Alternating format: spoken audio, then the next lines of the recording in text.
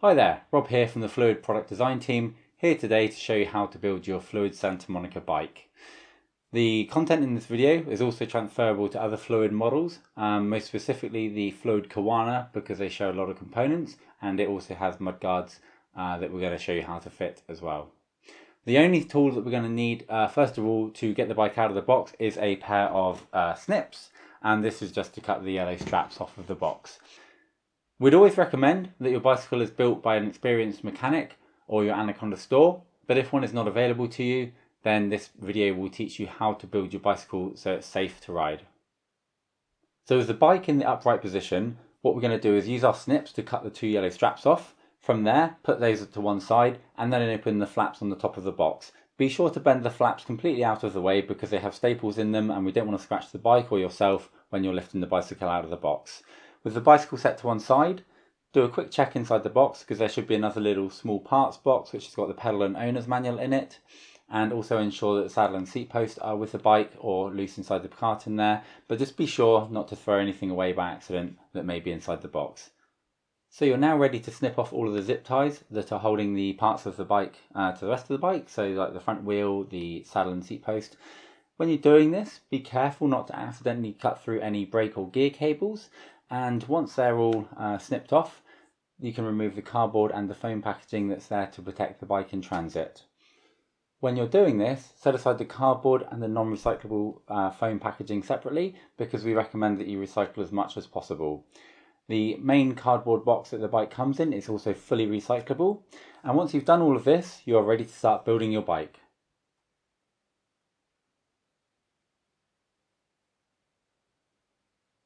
We're now going to go ahead and pop the seat post into the bike.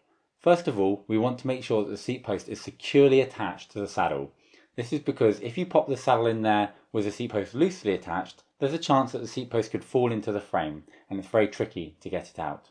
So first of all, ensure that the saddle and seat post are tightly assembled to each other using a 13 or 14mm wrench. We recommend that you use a small amount of grease onto the seat post or the inner of the seat tube prior to doing this to stop them from seizing together over time. Ensure that the seat post goes in above the marked minimum insertion point. You can tweak the height later by sitting on the bike. Align the nose of the saddle with your frame so that the saddle is pointing forwards. Now tighten and secure the seat clamp using your Allen key.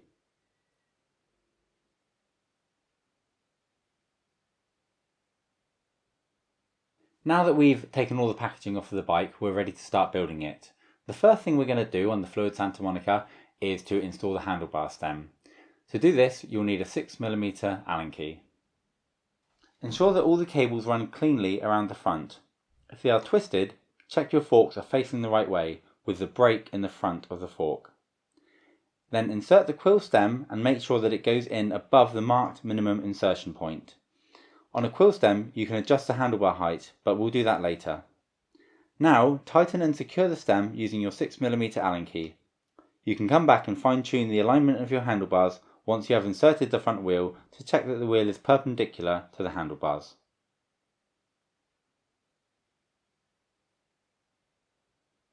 Some Fluid models feature a nutted axle, such as on the Santa Monica. Other models, including the Fluid Method, Express, and Kiwana, also feature this type of axle. To install the front wheel, we're going to need a 15mm spanner. First, ensure the forks are facing in the right direction with the brake on the front of the fork. Now, lift the front wheel into the fork with the wheel axle fitting into the fork slots. Check everything is centered so there is even spacing on the left and right of the tyre. If your bike has them, check the retention washers are hooking into the little holes in the fork legs. Then tighten both nuts on the side of the wheel so that they are firm but not over tight. At this point, the wheel should be firmly locked in place and spin freely.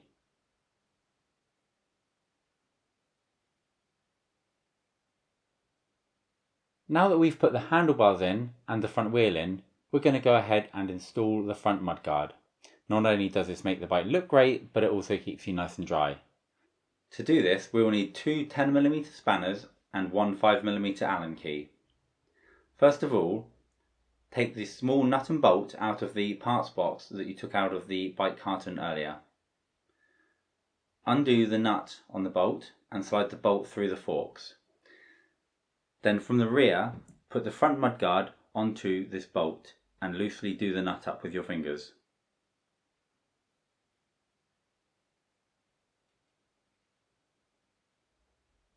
And then put the mudguard stays into the small brackets by the fork axle using the 5mm Allen key. You may need to loosen these off slightly to get the stays into the hole, and then do them up with the 5mm Allen key, and then using the two 10mm spanners do up the nut and bolt on the top of the fork. At this point, your front mudguard should be central, neat and secure.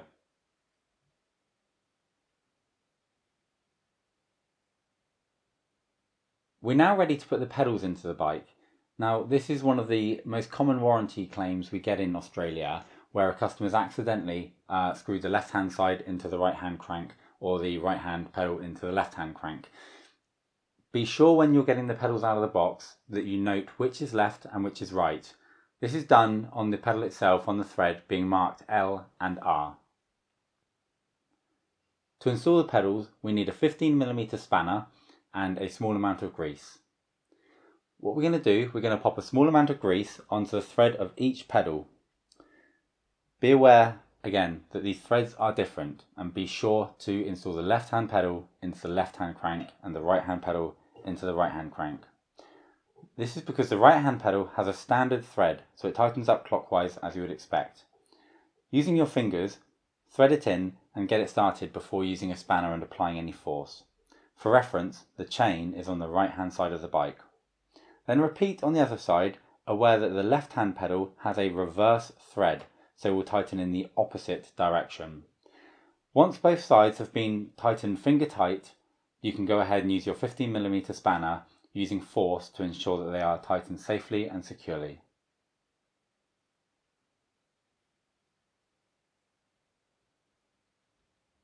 Now that the bike is starting to look more like a bike, we're going to go ahead and adjust the brakes to ensure that they can stop you safely. To do this, we're going to need a 10mm spanner. The first thing to do is check that the cable tension is correct so that the brakes can stop you safely. Ensure that the cable sits securely within the brake lever. Then loosen the bolt that holds the brake cable until it can be pulled through. Close the brake caliper with one hand and pull through any loose cable. Tighten the clamping bolt again while keeping the calipers closed. Your wheel should spin freely, so if the caliper is too tight, repeat the process but let the cable slip back a little before tightening the bolt down again. Note that this step may not be required because the brakes should come partially adjusted from the factory. Next, we need to ensure that the brake pads are lining up with the rims. To do this, pull the lever and look at the pads. The entire surface of the pad should line up with the surface of the rim. To fix the alignment, if it's not correct, loosen the back of the brake pad, hold the pad in place, line it up with the rim, and then tighten it again. Do the same for the other side. The final step is to align the brake caliper correctly so that the gap on both sides is roughly equal. Firstly, loosen the bolt that holds the caliper onto the fork. Twist the caliper so that the space is even on both sides. Retighten the bolt while holding the caliper in position. Good brakes are crucial for safe riding. Please visit your Anaconda store if you would like some assistance on this.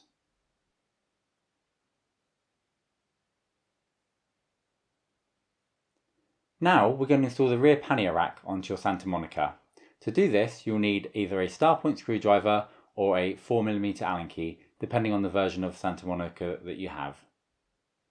There are 4 bolts to install for the vintage pannier rack, 2 per side. One is at the top of the seat stay and one on the dropout. It is the same on both sides.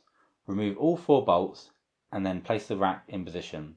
In turn, screw in each bolt so it is finger tight before tightening up using either the star point screwdriver or the 4mm Allen key. Once tight, the rack should be nice and secure.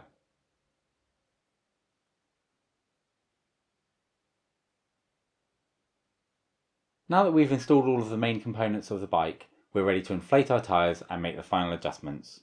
Inflating your tyres to the correct pressure is one of the most important things to help prevent punctures. On the Fluid Santa Monica and most other models in the Fluid range, they use a Schrader valve or a car type valve. We recommend that you use a floor pump with a pressure gauge so that you can ensure that the pressure is at the right level once you've finished pumping up your tyres. Attach the pump head using the correct fitting type to suit the type of valve. For the vintage bikes and any other bikes that use a 700C wheel and tyre, inflate the tyres to around 60 psi. As a rule of thumb, the firmer the tyres, the faster they roll and the fewer the punctures, but don't overinflate because that can also cause them to burst.